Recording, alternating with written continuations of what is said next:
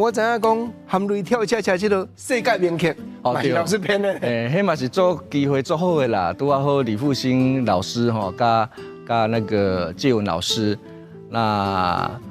欣赏也是给我个机会啦，因为那时候我们刚好也在做黄义玲的专辑，那时候做爱情就拢袂退那张专辑，然后我在尤景阳老师底下当助理，编曲助理。然后他就说啊，那这有一个机会，歌都还没写哦。然后就说老师，要不然你要不要尝试看看《含泪跳恰恰》？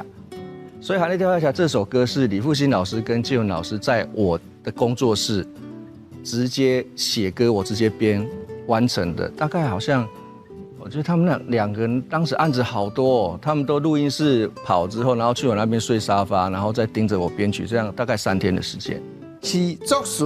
作曲，包含编曲。同一个所在现场完成，对，这条世界名曲咧。对，伊就是头前，比如讲头前4小节写好啊，哦，就叫我先编，阮就一个感觉嘛，迄当讲要恰恰的感觉就先编，先编了后呢，后壁再搁继续后壁，介文老师来搁继续伊的词，